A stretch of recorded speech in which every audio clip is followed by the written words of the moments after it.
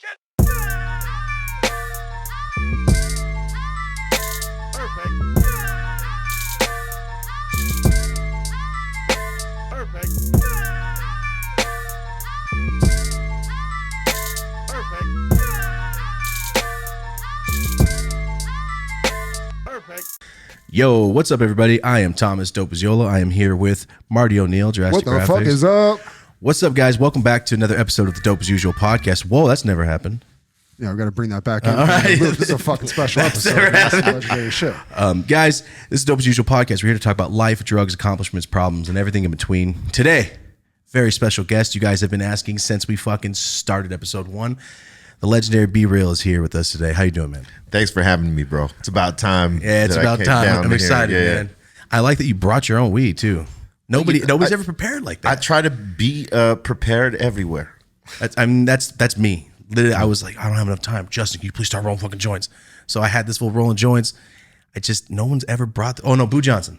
He rolls spliffs though. So the guy you were talking to originally, Aton, the one everyone fucks his name up. Yeah. Yes, they fuck your name up, Aton. We know this. He's our in-house resident joint roller. So like he's the one, Every time? before we do the podcast, and this we do it 5 days a week. He'll roll up to about 16 to 20 joints every day, like right before the podcast, because we're all smoking like 4 or 5 each, and then if we got a guest, we have their lot and stuff like that. So he's the one that puts in Every day? every day. Well, we don't do weekends. We do Monday through Friday. So Still, shout out to him. Designated we're roller. rolling our own on the weekends. But yeah, Nice. Aton rolls our podcast joints over there. He's our in-house roller. He's not the champ though. We got an in-house champ. Who's the champ? His name is Pedro, right? Pedro. He also does like photography and video work for BREAL TV and all that stuff. Everybody's sort of they wear different hats and whatnot. But Pedro, when we used to do these in-house rolling competitions, Pedro was the champ, and him and Aton are always in competition on who rolls the best. I know Aton rolls some pretty good fucking joints. Yeah, though. this is rolled by Aton right here. All right, that looks like a damn pre-roll, roll. bro. So that's good. Shout out to you. That shit looks perfect. Yeah, we call this a soft 6 right here, but Soft 6. So your guys is the fantasy factory for weed out there. yeah, it's like the university when they first, like I was telling you, I've been doing the live streaming, broadcasting, whatever, for about 12 years now, right? And when everybody came to, work with us in the beginning, there was a couple of us that were, certified smokers for a long time, like myself and my boy Jay Turner, rest in peace, and a few others that are still around, that we've been smoking a long time. So people coming into our circle had to build up tolerance to actually be around. Yeah. And it's funny because now everybody that works in our building, no one's a non-smoker. They're all pretty much beast-like when it comes to smoking. And, just because I just kept It's the job. putting weed on the table. Roll it. Exactly. It's like a prerequisite. Roll it. What are you doing? Roll it. It's not bad. I mean, when he had his assistant go, she smoked? No. I go, does she gonna mind if I box the fucking room? I just feel bad. I know because you had to think about when you're a kid and you're smoking. Oh my God, I smoked a whole blunt to myself today. Holy shit. And now you're like, when you hear an adult say that, and I passed out, I hit the weed twice. I'm like, Yeah. fuck. Like you, especially from being from the East Coast. Yeah. It's a trip, man. It is a trip. When you see the seniors that come to, the dispensary, because I have the Dr. Greenthumb dispensaries and whatnot. And on days I'll go in and just be around, do the handshakes with people and, making sure people are happy and whatnot. Yeah. And I'll see seniors come in and they're fucking, buying their weed. And it's like something you never thought before. Yeah. Because they're the people you thought were like, oh, fuck the weed, you shouldn't be smoking it and blah, blah, blah. But shit, you see a whole lot of seniors going up there buying strong fucking weed too, not some bullshit that, that you would think that because of some of the prescription drugs that they take, that they wouldn't even be in there. But that's why they're in there. They don't want to take those prescription drugs, and they want to take this shit as an alternative.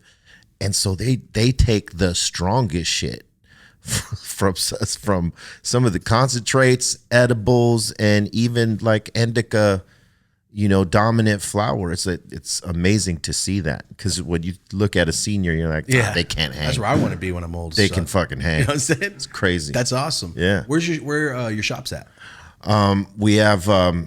We have 6 right now. There's fucking 6? I thought there was 3. No, there's 6. There's Shit. there's Sacramento, San Francisco, Cathedral City, Los Angeles, Sylmar, which is about to reopen. We had a couple of issues down there that we had to shut down temporarily, but that's about to come back online in the next few weeks or so.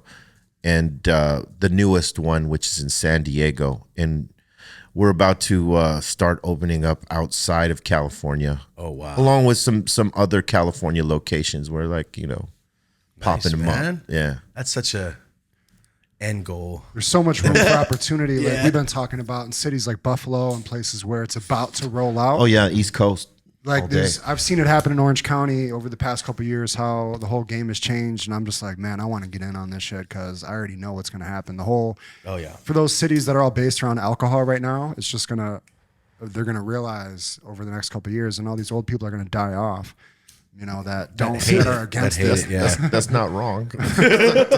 I'm looking about 15 years from now what it could look like for Buffalo. It could bring back the whole fucking city. Oh yeah.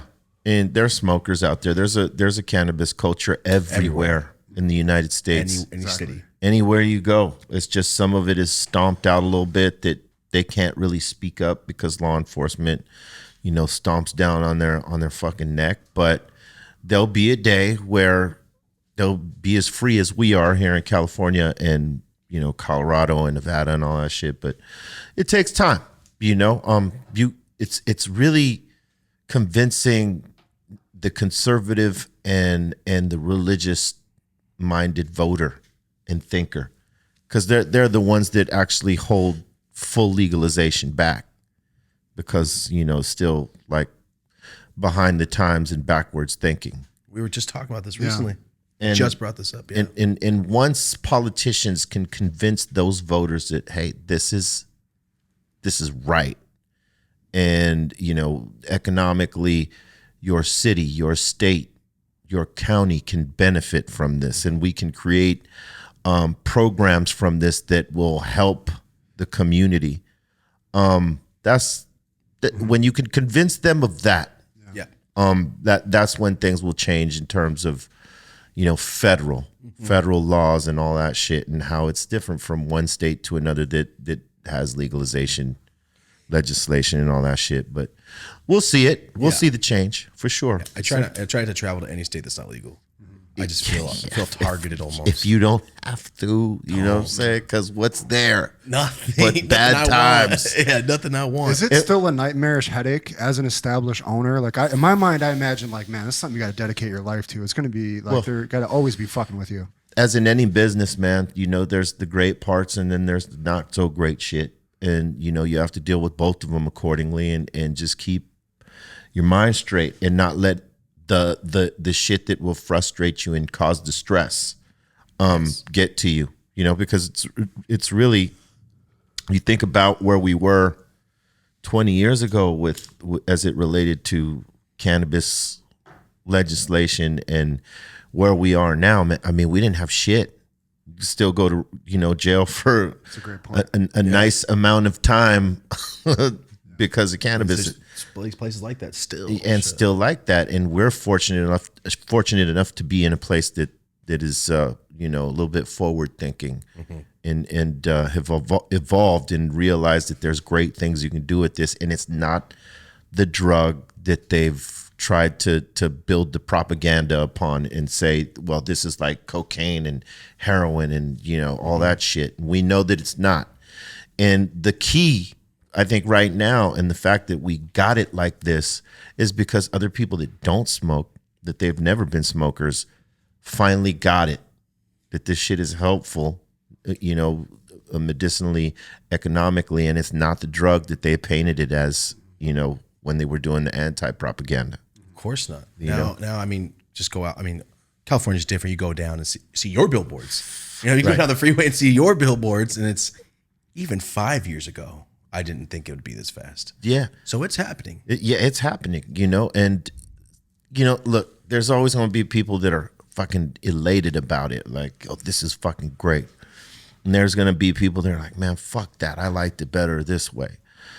But you can't have it both ways. It's got to be one or the other. And for me, I'd rather have it legal so that I know that my homies and my family and myself and just anybody is not going to go to jail for fucking cannabis. I mean, that's fucking ridiculous. And the fact that now, we could create legitimate businesses and create more jobs and create bigger revenue streams for fucking our country when you think about it. Yes. If this was legalized federally, nationally, across the board, the money that cannabis could make this country is crazy.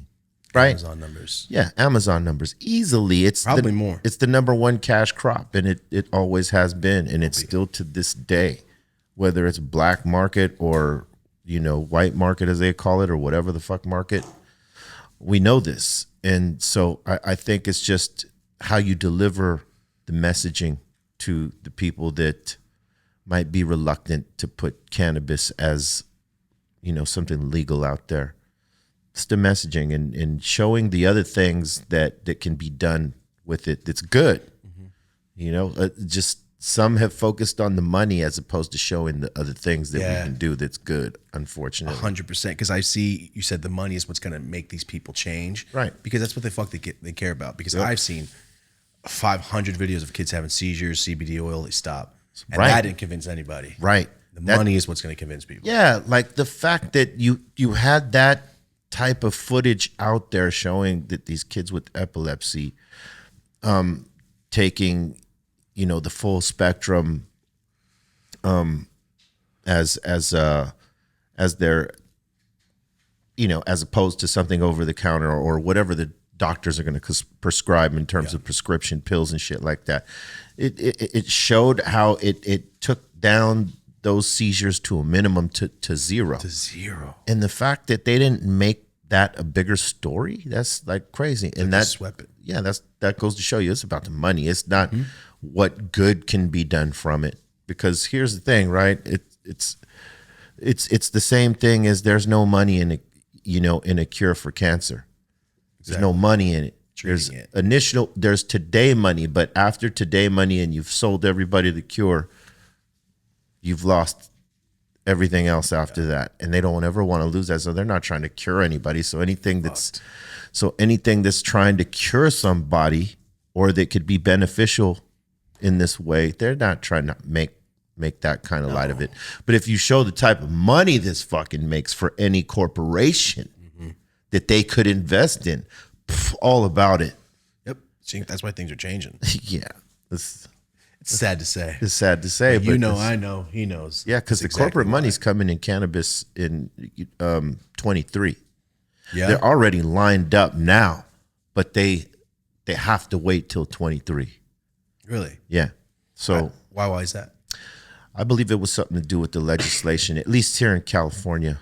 Gotcha. When it became legal, there was a certain point that they had to, it was keeping corporate businesses out of cannabis so that they couldn't run a monopoly.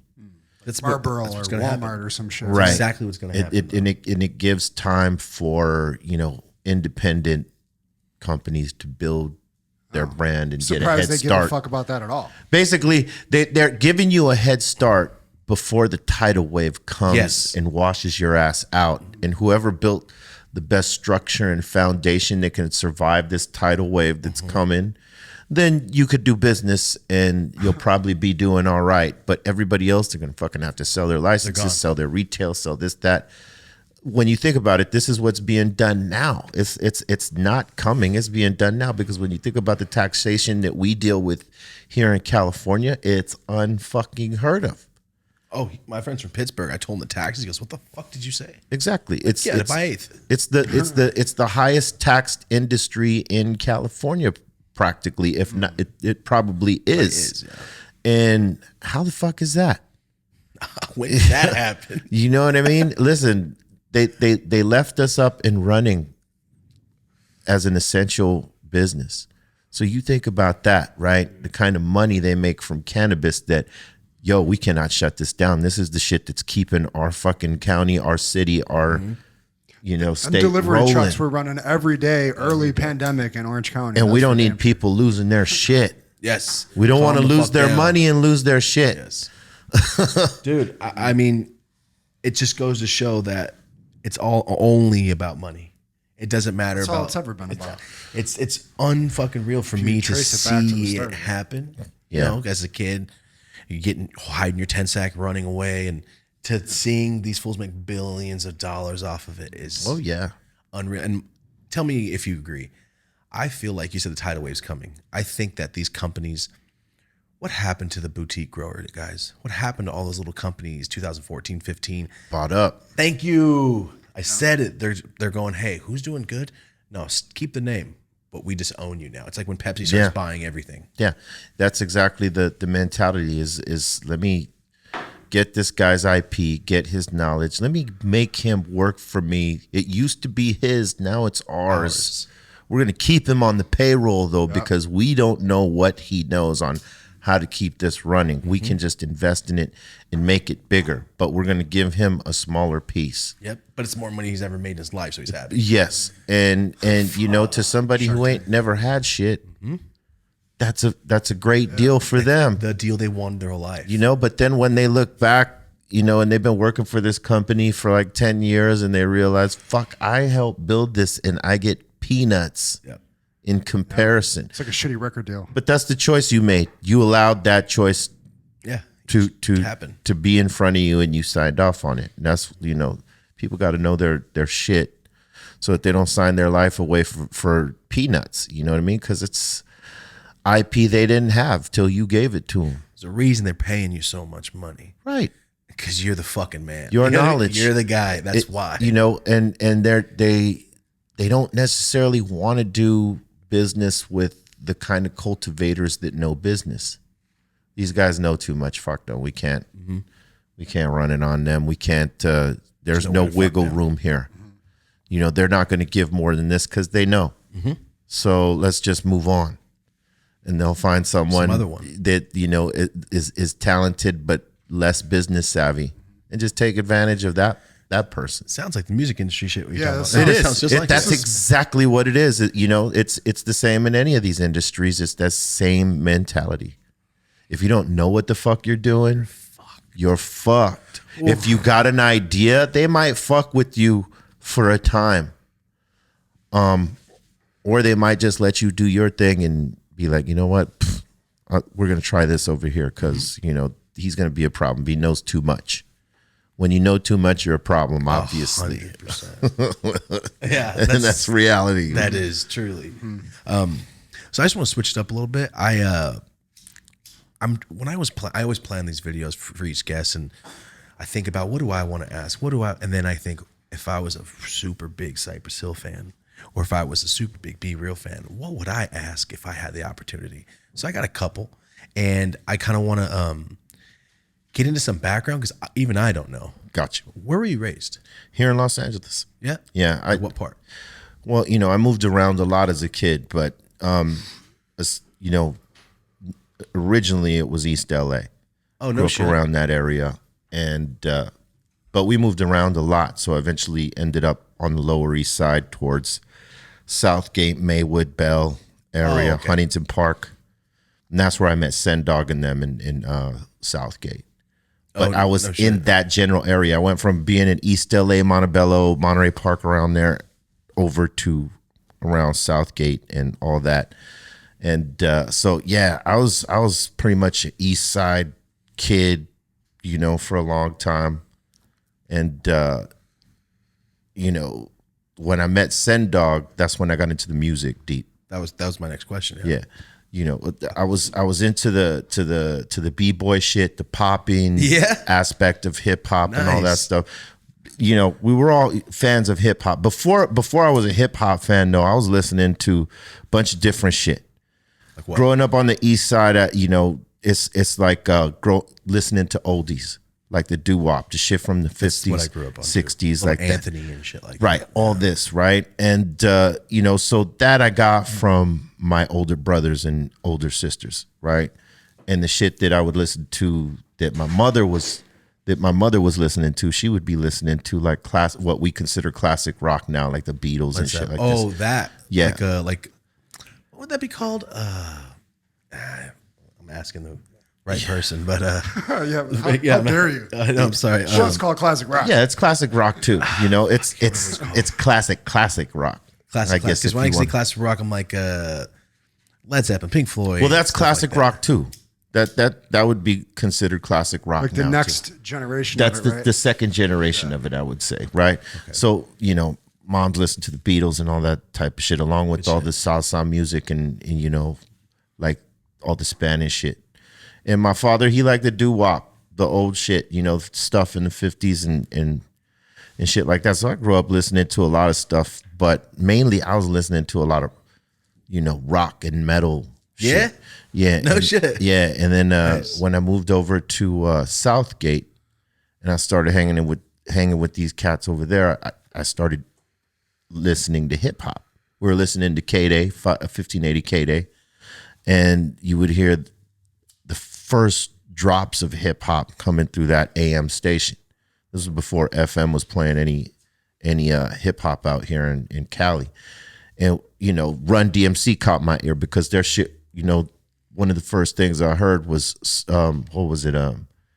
Sucker MCs or Here We Go, one of those two. And then eventually Rock Box or Kings of Rock, something like that along them lines. And Run DMC sort of reeled me into hip hop from there because I stopped listening to rock and metal after hearing Run DMC. I was fucking hooked. And then that's what eventually got me into the popping and breaking it of the hip hop culture. Because I wasn't into, you know, getting on the mic yet or any of that stuff. That came later. But yeah, that shit initially got me. But that was, you know, I was hanging with these dudes who introduced me to Mellow Man Ace, which was Sendog's brother. Mellow Man Ace, he was also a b-boy, you know, he was into breakdancing and shit like that. And that's how we knew Julio G as well. And they were making the transition from popping and breaking onto, you know, getting on the mic and getting on the turntables. Julio was getting on the turntables. Sen and Mello were now getting on the microphone. And I was writing poems then, but I wasn't writing raps. I didn't know how to do that shit. And Mello sort of crossed me over on to writing poetry and to rap shit. And that's how I got from, you know, rocking with the popping and the b-boy and shit into now on the mic. It was them, you know, bringing me over into that shit. I saw what they were doing. I said, fuck it, I'm going to do what they were doing. What age? They were older than me. They're older than me by a few years. So they were probably 18 and 19 or 18 and 20, something like this. And so you're in high school still. So I'm like 15, 16 years old at this point. Couldn't have been that much longer that it popped off though, right? Yeah, no, it was, yeah. I mean, I was always the young buck in the circle. Yeah. I was always trying to hang with older kids, doing bad shit. So Same here, man. It was quite a time though, the ride, like learning, you know, the culture and living the culture of hip hop at the time. You know, we thought we were all about it, and when we looked at it, we actually were. You know, we were living all those steps up to when we decided that, hey, this is our path right here. It's authenticity. Like you weren't trying to be like the rappers, you just were like them. Yeah, that was happening in your day. Yeah, it's real time. I have my manufacturer do all my Push Tree stuff. They also do a lot of your homie Wonder Bread stuff. Wonder Bread, yeah, that's my boy. Yeah. So they do. You do your packaging. You talking about Evan? Yeah. Oh, so that's what I'm talking about. The manager there, one of the printing managers, he watches our show, and we mentioned that you're going to be on, and he came up to me. He's like, "Make sure you write this down and ask him. Just say it." I go, "Oh shit!" He goes, "Ask him. Does he remember Southgate Liberty Middle School?" Oh yeah. Okay, Absolutely. I was a little kid always playing basketball with my homies. Yeah. And then I remember, you know, BREAL and everybody hanging out. He's like, just ask it. So shout out to Raul. He wanted me to ask that from the absolutely all our stuff. Actually, that's absolutely correct. Nice. So Cypress Hill is derived from the street that Sen Dog lived on, which was Cypress Avenue in Southgate. We got the hill from this movie called Wild Style. There was the breakdancing one. Right. Yeah. There was a rapper named Ramel Z, and in one song he shout outs a place called Cypress Hill. And we're like, oh shit, that's what we should call ourselves. We're Cypress Ave. Let's just throw the hill down. And we were big fans of Ramel Z, so we thought, fuck yeah, that's the move. And so that's where the fucking Cypress Hill came from. But as Cypress Avenue, and Southgate, a lot of the kids knew each other, especially the ones who like to play sports. So when it was football season, blocks would challenge other blocks. Hey, let's go down to Southgate Park and run a game. You know what I mean? And sometimes we as the Cypress block would be playing like 2 blocks at the same fucking time. We were sought out, like in the neighborhood. Sounds fucking fun. They always wanted to take our heads off, but we always hammered them. Tackle football in the street? No, fucking tackle football in the park. Like, in the park. I thought you were talking about on the street. No helmets, nothing, just going for it, right? And so basketball season, they wouldn't allow us to be at Cypress Southgate High School playing on the courts because, some of us weren't students there, and they just did not allow that. So we had to take it down. We had to sneak into fucking Liberty Liberty Middle School, jump the fences there because they didn't really have security there. So, and they knew all the neighborhood kids went and ran games down there. So we fucking ran games down there, and we would ball it the fuck up. Now, these aren't like, the 10-foot rims or whatever. So we're dunking on each other. Yeah. So we're dunking on each other like we're pro styling it. Fuck yeah. And so that made the game actually really fun. I mean, yeah, we would run down to Southgate High now and then, like on the weekends, and run games with motherfuckers. But a lot of times we'd be over there at the middle school running the slam dunk games because none of us had the real hops. You always feel cool as shit when you're above the rim coming down. Yeah, none of us had the real hops, so we couldn't. You know what I mean? That's cool. I would do the same shit. Yeah, those were fun times though, man. Because we'd be playing fucking game after game after game there, and you ran the games until someone beat you. Oh no, I never played like that. Yeah, no, that's how it goes. That's how we ran. You're a basketball player. I've never done it like that. No, that's how we ran it. That's crazy. Yeah, our squad used to run games. I mean, T-Funk from Funk Dubious was on the squad with us because we knew him before Funk Dubious was even a group. And so, he was a point guard for Southgate High School when he went to school. And so he was on our squad, and we had he was one of us. So he had skills. We used to run motherfuckers, but sometimes we got ran too, though. That's the nature of it.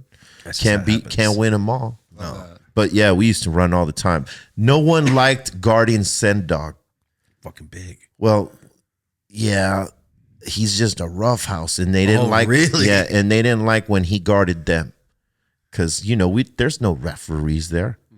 You got to be sturdy, and Sen Dog would put it on motherfuckers. I've caught many elbows and shit across the teeth. Yeah, he didn't. No one liked playing against Sen Dog. Like if him and I were ever on separate teams, man, I hated playing against him like that because he's a roughhouse player. That's how I learned how to play. Like watching him roughhouse motherfuckers. I said, okay, that's like Shag. Oh man, yeah. Well, that's basically where I was leading into. You started doing Cypress Hill for real around 16. I would say for me it was about probably 18. Oh, really? Yeah, because I was gangbanging for a time, like heavy, at 15-ish? Yeah, like in between 15 and 17, 18, something like that. I would say. Before you were into hip hop, you were gangbanging? Well, so simultaneous, I feel. It was kind of simultaneous, right? I was into to the popping and breaking, got into the rapping. And for a while, like I lost touch with these guys, and I was just straight up on the street gang banging with. No shit. It's a straight up gang banging. Yeah, I was from a blood gang, 89 L.A. 89th Street Family Swan, And so that's who I was running with. While they were like still working on the music, they took the hobby into something a little bit more serious, where I was in it when we were just a hobby, you know, we weren't making demos. We were just sort of, you know, living hip hop as a fan and appreciating the shit. But I went off and, you know, I started slanging and I'm doing all this other shit. We're selling weed and shit? Well, crack, weed. Oh, okay. So this is like 1985 then. 85, 86. So that was heavy back then. Yes. Yeah. And I was young doing this shit. So, you know, they're like getting deeper into the music while I'm getting deeper into the gang shit. And they kept trying to bring me back because they knew I had something with writing. My writing was pretty good, but, you know, my delivery wasn't that great, but my writing was good. So they were trying to look out for me, like, let's get them off the street. We'll just have them come write for us and all, you know, this type of shit, right? So, and you're the youngest one, and too. I'm the youngest one. So they kept coming back to get me, and I think it took them like 3-4 times before I was like, you know what, fuck it, I'll try it. Because I was like wrapped in it. I was really wrapped in it because, you know, I kept telling them, I don't want to do this rap shit. I ain't gonna get paid off this shit. You crazy. You know, indoctrinated, right? Like straight up. So why are you jumping in gangs when you have this? Is your family involved in this? Well, yeah, to a degree, but on a way different side. They're not on this on where I went and started banging with Bloods and stuff like that. Totally different side, if you could relate what I'm saying, you know. Yeah, that's because I'm saying a Mexican blood. It was in yes, the 80s. It was very hard for me. Fuck. It was very hard for me to to fight do people all the time, man. That's what I'm hearing. And I had to prove myself. Fuck. You know what I'm saying? But I did what I had to do, and I was there, and fortunately, I had the homies in Send Dog, Muggs, and Mellow. And there was other homies from Southgate that always had my back, like childhood homies and shit like that. But those three guys, they were like, let's go get Lou. Let's try to get him writing because we already know what he's doing over there. That shit ain't leading him nowhere. I didn't see it. I was just, earning whatever stripes I was earning and living that fucking life. And I went to it. It wasn't like it was like that I didn't have no choice. I fucking went to it. You know what I'm saying? Because that my family throughout has been connected with this or that at some point. So it just called naturally to me. And, I was living it. And somehow they convinced me to come to the studio and write some shit for Mello on his first album, which was River Cubanos, and I think a song called Tacapella. And when I did those, I was in the studio at Delicious Vinyl with those guys, a lot of the time when they were making Mello's first album. So I started seeing, like Tone Loc coming through. I started seeing Young MC coming through and some of the other folks that were signed to Delicious Vinyl, and then other folks that were in the industry that were, movers and shakers coming through Delicious Vinyl. And I'm like right there like, oh shit. So at that point I start like feeling like, man, I kind of like being in the studio around this shit. And that's when I stopped wanting to be on the street corner less. You know what I mean? Of course. And then I made a choice. I was like, you know what? It's this or that. I can't bring this into this. So I told my close circle of homies that, hey, I'm going off to do this. Straight up. We cool? And they were like, go do that shit. And that was that. And nice. Been doing it ever since. And it was the chance that those three dudes took on me to write these 2 fucking songs. Because had that not happened, there's no Cypress Hill ever. What a small little... It was a window. It was a small opportunity because every time they asked, they care less, man. They're like, come on, this motherfucker, just this every fucking time. Yeah. And they just kept going and kept going. That's great. It's persistent. They were persistent because I turned them down like at least 3 to 4 times. And my mother had paid them one time to just snatch me up in a van and fucking get me out of the hood. You were doing bad, bro. I was doing bad. You were doing some bad shit then. They knew you were shooting. My mother was like on some different shit. Damn. You know, she used to slang different kind of packs, like weed and other shit. Like she was. Oh, when you were younger? Yeah, pretty much. So she had money. You were around this your whole life. I was around it my whole life. You know, and were your brothers and sisters in this shit too? They probably knew about it. I don't know if they were in it, but you know. Are you the youngest? One of the youngest. Oh, okay. So, you know, my mom, she had money. So she was like trying to bribe the homies into like, get him out of there. And, you know, they didn't want to fuck around because they knew the motherfuckers I was hanging with at that time. They see some funky shit, they're blasting first. Yeah. You know, so they were like, well, can't kidnap him with killers around him. He got to choose this shit. We can't just pull him out. We'll get killed, you know? And, but fortunately they were able to convince me, like, you know, what do you got to lose, man? Just try this shit. If you don't like it, fuck it. You can go back to the street. And I was like, you know what? You're right. Fuck it. Let me try it. I've been stubborn for this whole time. I was being an asshole about it, you know, like, man, fuck off with that shit. But they hung in there with me, and I felt like, you know, all right, fuck it. If they felt this heavy about taking a chance on me, I'm gonna try it. Yeah. And then after that, I chose up, and I said, I'm not gonna make these guys look bad and bring this bullshit over here. So I'm gonna leave this behind and just fully 1,000,000% commit to this shit right here. To all music. So you're 18 years old. Yeah. Everybody convinces you that you have it. You start Cypress Hill. What do you guys do? You're just sitting around going, hey, let's make an album. Because back then you can't just go, hey, post that on our Instagram, man. Well, you know, for a while it was working with Mello and then trying to figure out what to do. You know, because Sendog was with Mello for a while, and me and Muggs were working on shit, trying to figure it out.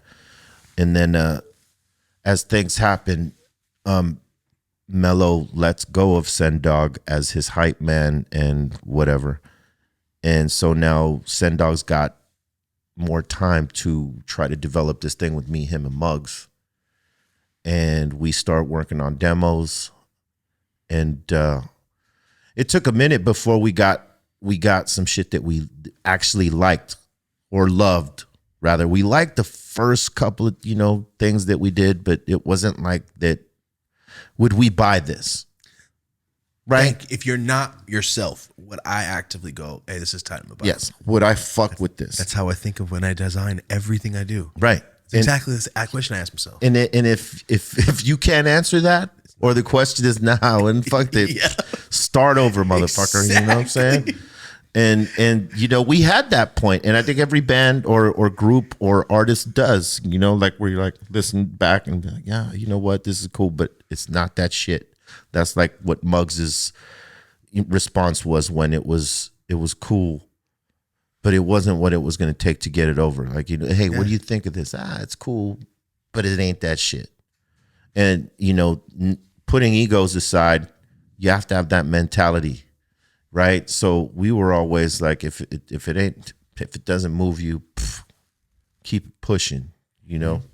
You could be creative in different ways and grab something else out of something that you thought would work, but didn't, you know. And so, so the first demos that happened, they were cool. I wasn't using my voice that you would eventually hear on the first album. I was using this voice here, and the rap style was cool. The words were cool, but the voice wasn't cutting through. None of that shit. And I remember Muggs had to go to, he went to New York to start working on some of the shit. He wanted to absorb the flavor. He wanted to go back home and absorb the flavor and get inspired by being out there on the East Coast, the Mecca, you know what I'm saying? And when he got to the airport, the cats that were picking him up were bringing the car around, and he lost sight of the bag that all his floppy disks were in that he would use for the SB 1200 that he was using. And someone snatched the bag. So the year of work we had done in terms of the music was all gone. Oh, fuck. It would mean that he had to go back and resample and reprogram everything.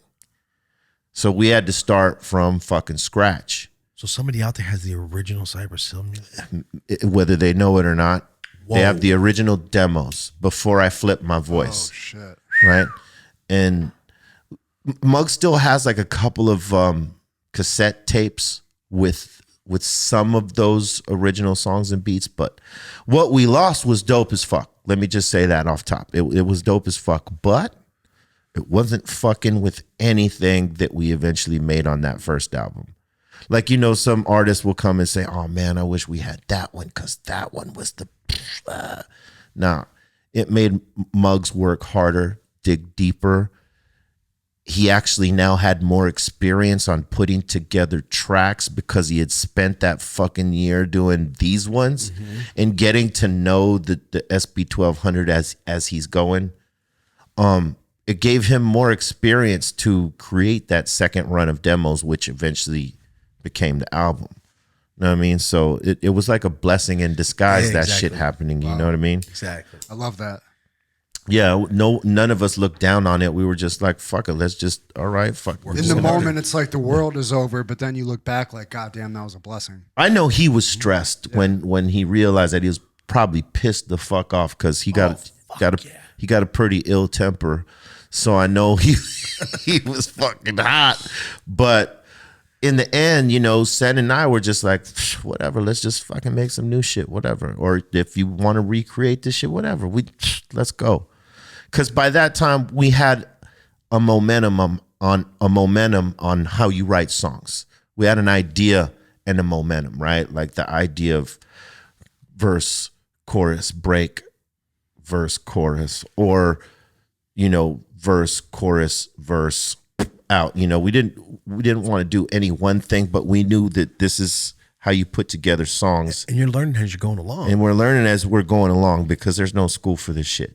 You guys are just literally at someone's house or studio, Counting bars, learning 16, how to make albums. Someone had to teach a rapper how to write a song, because before, a rapper would just come and write a bunch of words and there was no chorus, there was no catchy part, just a rap on a beat. And you have to have structure. If you don't have that, someone has to teach it to you. And if you never learn it, you're fucked. But if you could learn it as you're going along, you see examples of what other motherfuckers are doing and you implement that in your writing if you're the one doing the writing, and you learn how to write songs. Some become great at it, some not so much. But, if there was a fucking songwriting school, you would see how many more talented writers there are than we see today. Gotcha. Because there's some bad motherfuckers out there. They just, you got to find them. And there's really no school for it still. I mean, I would imagine there are places that give you the game now. But like, unless you're searching that out, it's just, No, I understand. It's sort of lost in translation. Yeah, there's more. I know Marty gets this way more than I do because Marty actually is a musician. So I know you understand that way more than I do. Yeah, I'm not a musician, but I've definitely taught myself to count bars and write and structure songs and go into the studio and shit for sure. Right. Because unless you go to school for that, you don't know that shit as a rapper, right? Unless you went to a school of performing arts or you took some sort of music class to know measures and bars and all this shit. There's a formula. It's definitely not just, you're really good rhyming. Right. It doesn't matter if it doesn't fucking work. Oh, yeah. And beyond that, it's rhyme combinations and how do you structure it from there? Like I was telling him, I used to carry around sticky pads and write down all these little thoughts on these sticky pads and then just look at them all and kind of start arranging them and piecing them together and shit. Yeah. Thoughts just come about randomly. Yeah. I mean, that's how it is. But it's cool because people now have so much in front of them to see, how it's done. Yeah, and with just YouTube alone. Yeah. Just that side alone. With technology, it made fans become artists much quicker, than a person that, was a fan of this person, had musical abilities, but never sought it out because they can't see themselves being big like the person that they idolize and stuff like that. Those days are over. right? It's like I could totally be like this motherfucker if someone just notices me. Yeah. And There's that's a gray the area. It's not so black and white. yeah, It's easy to blow up, but it's harder to stay relevant now. I Right. think if you're starting. right. Yeah, because it's like, true. oh, You can I blow forgot up. about that guy. You That was can- 3 days ago. You can blow up, but you got to figure out how you stay relevant throughout time if you want to have the long run. Yeah, it's like you cannot ride a trend anymore. And that's one thing. it will die. There's been very few people that have had the run like you and become such an entrepreneur and just crossed all over the place and looked into the future, into digital media, and was ahead of it. Looked into weed, like so many different things we could, touch on with that. You know, we were fortunate to be in the group of artists that were constantly campaigning and being a part of the advocacy and activism of legalization of cannabis, right? In hip hop, we weren't necessarily the first mentioning it, but we were the first like running up that flag of legalization and being unapologetic for it. And it made other artists look at that and be like, we want to do that too. We're gonna do that. Fuck that. Because we're about that same shit, like Red and Meth, and then eventually, and Snoop and the rest, right? They all thought the same thing, and we're like, fuck yeah, we're gonna run that shit too. Fuck that. And it made it more okay. Yes. It less taboo. Hey, fuck, Snoop's talking about it. Red and Meth's talking about it. Dre's talking about it. These Cypress dudes are talking about shit. Why? Fuck that. I'm doing it too.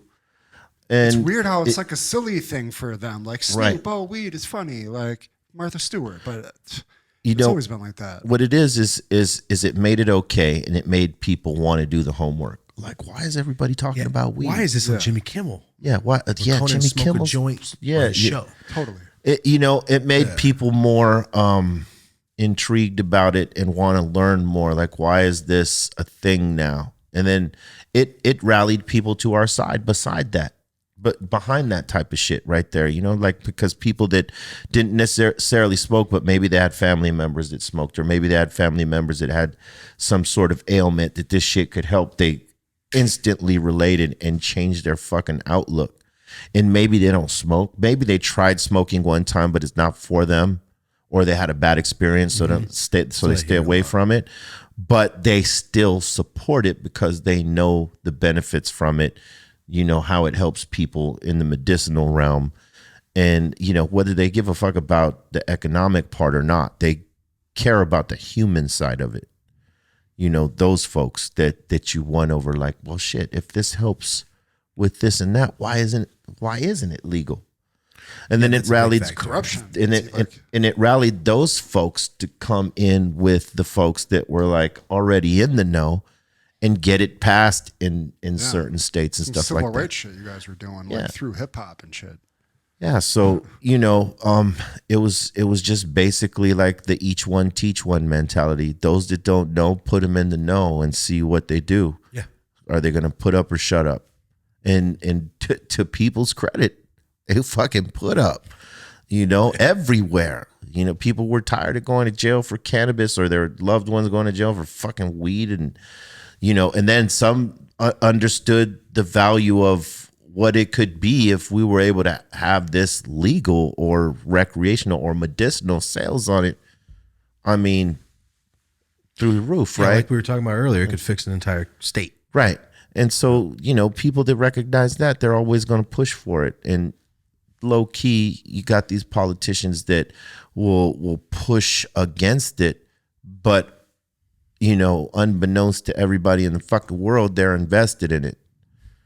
There's like high level Republicans invested in the cannabis industry right now that gave up their post, you know what I mean, to come invest in the fucking cannabis industry, and they're pulling other, politicians in with their money because they got the fucking big money. They got the hedge funds and the corporate funding and stuff behind them. I mean, they're all gonna fucking pat each other's backs and wet each other's beaks.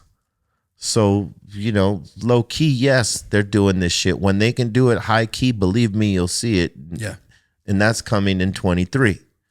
like we were saying before. But you know, that's how powerful this industry is, that it would make a Republican change their mind like that. You know, like hop off the job he was doing in the Senate or Congress or whatever, and come right into this industry and invest and just start raking in dough.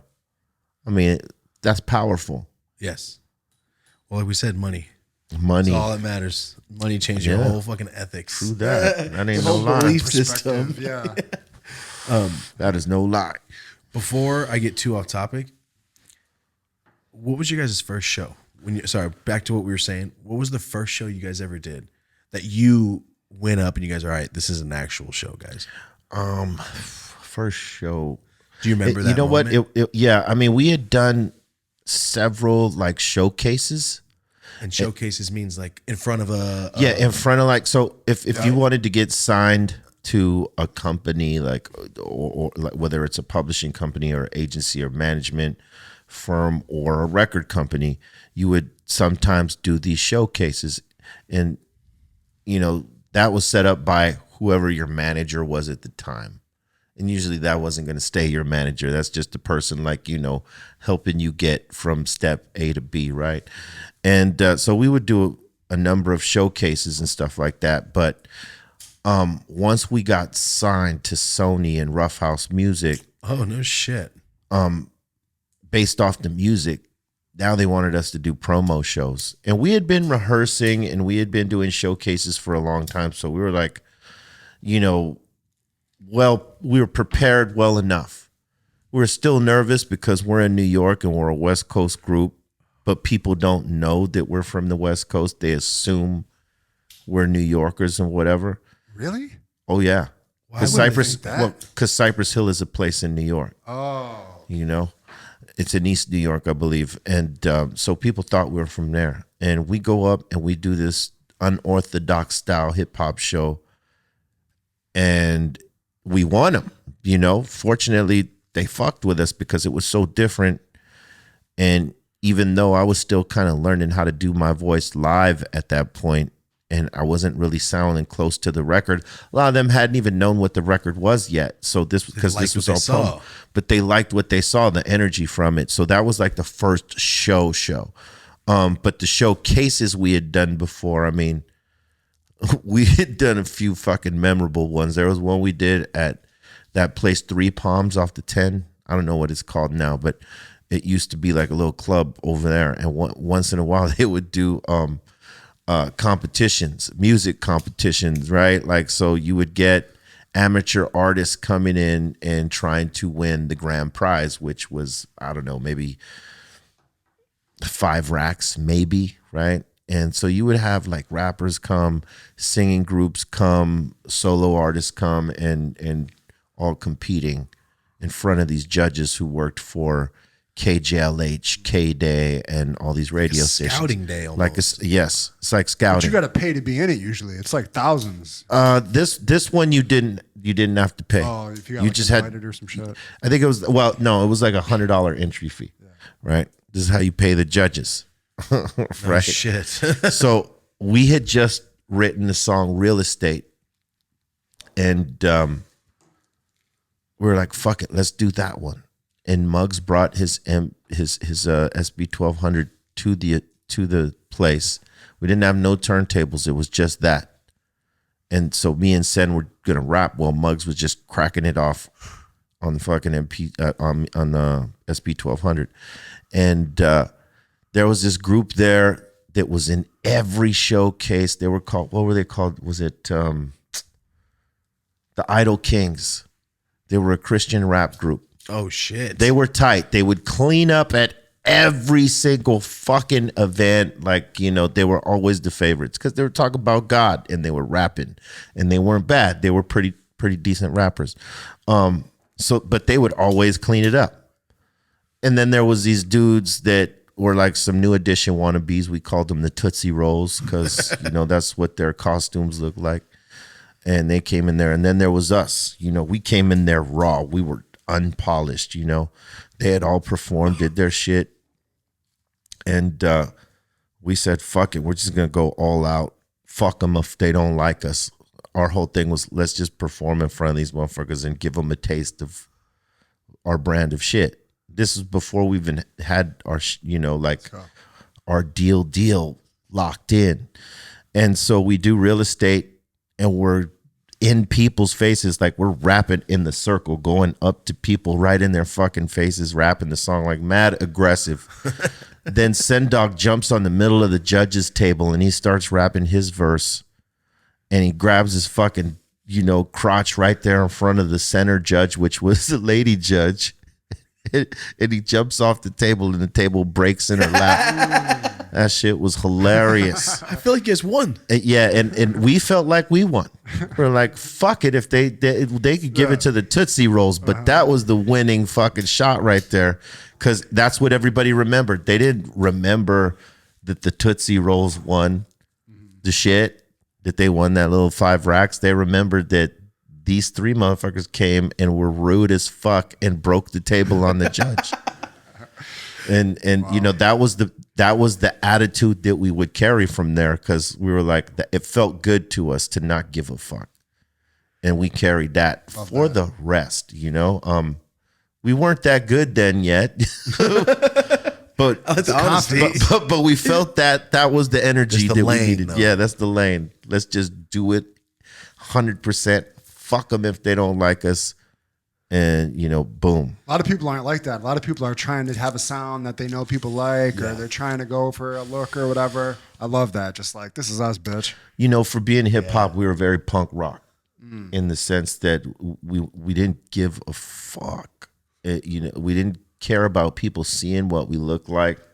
We were very anti that. Because at the time everybody was showing their faces, and it's not hip hop to be like that. Hip hop's all about look at me and how cool you are and shit. We were like, don't show us. We don't want no one to see what we look like. They could see that when we're playing these fucking songs, but right now we're gonna be mysterious. Back then it was better to be mysterious. Now, there's something to it, but it's not the same. Out of sight, out of mind. That's what it is now. That's what it is now. Yeah, you can be like, I love this fucking guy. This rapper's so dope. 3 weeks later, you go, fuck, I forgot I was listening to that shit for weeks. Yeah. You can forget. There's so much information and content coming at you. Before there was not so many artists coming out, you could take a year or 2 to put out something. But now in the thrust of these thousands of artists that fucking come out every week, if you don't put something out sooner than later, you get lost in the shuffle and then forgotten in that fucking shuffle. So you got to keep feeding your fucking base, and that's kind of fucked up as an artist, that you got to do it at that pace. Because that's not art anymore. It's actually just like, oh, this is the job I have to get done. Yeah, oh fuck, if I don't put something out in a minute, I'm gonna fall the fuck off. They're gonna forget about me, and that's how it's built right now. And it's unfortunate, because in hip hop, that's the only shit that it boggles my mind that it's not as supportive as other genres, as like the artists, let's just say, after they've had a 10 or 15 year run, right? They look, they're done. They were done on their 3rd record, whereas in country, they're never done. It don't matter what. Nelson's 80. It don't matter how many records this motherfucker put out. I'm fucking with him. I am going for the ride. And, with hip hop, it's like, I never really thought about that. For one, they were cool at this point, but after that, I sort of, and we're the only genre that does that, unfortunately. I never thought about that. And it's fucked up. But that's the way that the assholes that put out this genre built it, so because they didn't have faith that an artist could last that long. So it's like in, out. And the fucked up shit is when they hit a lick and this artist like puts out a few like albums that are banging, they gotta fucking give them more money. They're obligated to that, and they don't always like that shit. They'd always rather have a one-off. Really? Because it's cheaper to have the one-off than it is to have to give this motherfucker 8 albums. Build a superstar. Yeah. You have to build him up, because contractually he's owed that, or he or she is owed that. and they got to spend more money. You got Conor McGregor on your fucking hands and he's taking shit over. Yes. And traditionally, after, like, let's just say you do hit a fucking heavy run where you got 4 or 5 platinum albums, the progression now is that you're going to sell less. But because you've hit all your goals and marks, they owe you X amount of dollars, and they know that no matter how much money they invest in that project, especially in today's time, they're not going to get all that money back. So now they're almost not rooting for you. Yeah, so they're almost like, okay, let's just put this shit out on to the next one. Make you look bad. Yeah, and it's I mean, it's the way they built it, unfortunately, you know, so you got to make your run how you want it after that, you know, and somehow stay relevant. And that's unfortunately the game. But, you know, hey, there's motherfuckers that are still having a great run after all these years. You know, they did their homework and realized this is how we stay in the game. Expansion, yeah, I mean, diversity. You were like on the shit, like BREAL TV and all that. Like, I mean, I remember that when I was just out of high school on YouTube, I think. Yeah, you know, I started that because I was doing radio for a time, and I realized that the platform of broadcast is powerful. It's, you know, just as powerful as the music that we make that they play on there. But what happens if they're not fucking playing you? You don't have a platform. Now you do. I mean, there's so many now. Yeah. You could find one, Socials. boom, and as long as you're pushing it and guiding people to it, they'll come to it. They'll find it. It may not be what you want or what you expect, but it can happen. were you before MySpace with that, or was it right around then? Like, No, No. MySpace it had been out before Yeah. BREAL TV Oh, came out. Okay, yeah, In well my before. mind, it was like so early, like hiphopgame.com. It was before World it was started, I believe 2009 is when I started it, and you know I started it through Stickam, which was a streaming company that was the rival to Ustream, which they were the bigger company. They had more user base. Their bandwidth was crazy. Their technology was much more advanced, right?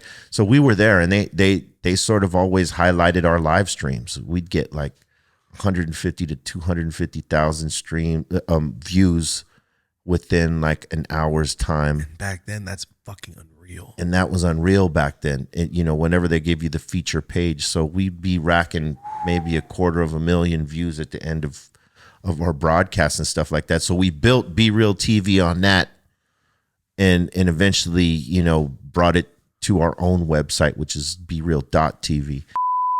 Hey, what's up, guys? We just want to say a special shout out to one of our sponsors. This is Liquid IV. So for me personally, I've been using Liquid IV for years. If you know me personally, you know I have a box of this in my medicine cabinet at all times. Personally, I use this whenever I feel kind of sick. Whenever I know I'm feeling like, ooh, I got a scratchy throat, let me get hydrated. I use these. Rosie uses these. We swear by them. They have a bunch of flavors: lemon, lime, strawberry, watermelon. The strawberry is my go-to. That's the one I have a box of at home. And no, it's not just when you don't feel good. This is for athletes. This is the ultimate hydration pack. Everybody taking long hikes, this should be your best friend, and you probably already buy this. Also, Liquid IV hydrates you 2 to 3 times faster than just drinking water alone. So like I said, it's not better than water. It just makes your water better. So right now, you can walk into your local Walmart and buy a pack of it. Awesome. Or you can help support the podcast and click the link in the description or click the link in the pinned comments. That's liquidiv.com, and using code YOLA is 25% off. But if you don't use the link and you just go to liquidiv.com at checkout, use code YOLA, that's 25% off. It just, Christmas is coming, man. Gift all your athletic ass friends. Or, and I'm not saying this as a form of advertisement, but when I have been hungover, and I'm not saying go get drunk and use Liquid IV to help. I'm not saying that. I am just saying it helps. So before you get out of here, go to www.liquidiv.com. Like I said, it'll be linked in the description and the pinned comments. Use code YOLA. That's YOLA at checkout is 25% off. Hey, what's up, guys? We just want to say a special shout out to one of our sponsors. This is Manscaped. As always, go to www.manscaped.com/YOLA, and that's 20% off plus free shipping. The male grooming line for Manscaped this year has been awesome. If you guys have been watching our podcast for a while, it's been months. You've seen the upgrades from the lawnmower from the 3.0 to the 4.0. And now introducing the body wash from Manscaped and the 2-in-1 conditioner and shampoo. So it's not just stuff for your balls anymore, right? It's for your other head. I can peripherally see you guys go, oh shit. Here we go. As we always say, 2 million customers can't be wrong and 4 million balls can't be wrong. It's the holiday season. It's time to be thankful. Christmas is coming up. All right, the performance package. It has everything in there. It has the boxers, the ball toner, and deodorant, which is hilarious. Comes with the weed whacker, the lawnmower 4.0, and the travel kit. And as you already know, the lawnmower, the new and improved lawnmower, is skin safe, wireless, rechargeable. It's waterproof. It has a light on it. No excuse whatsoever to not be not gross. So if you guys want to take advantage of this discount, it's 20% off plus free shipping. All you got to do is go to manscaped.com/YOLA. Like I said, 20% off plus free shipping. You can't beat that. As always, guys, thank you so much for supporting the brands that support us. Back to the episode. And it started from radio because I realized, whatever we wanted to promote, whether it was events, because I was throwing Dr. Greenthumb events back in 98, 97. Oh, no shit. Yeah. I threw a birthday for the character, right? Really? Where was that character from? It just, obviously I know what it means, but you just started fucking around with it? In writing the song, we eventually did a video because it became a single. And from that video, I created the character. And then from the character in the video, I created the alter ego from it. So I started throwing events under Dr. Greenthumb. And at the House of Blues, when it was in the height of its shit. You're throwing weed events at the House of Blues? Sort of. And that's fucking awesome. It was more music though. Like, it was a weed event, but I made sure that I had enough artists there hitting the stage that it felt like a music event, Gotcha. right? So that House of Blues loved it because I would pack this motherfucker with people, and they were all a drinking crowd, so they loved that shit. But I threw Dr. Greenthumb a birthday because I felt like Dr. Greenthumb, the character, needed a birthday. Couldn't be the same as mine, right? I love that, man. That's branding. And that was like the first event I threw for Dr. Greenthumb. It was a fucking fake birthday.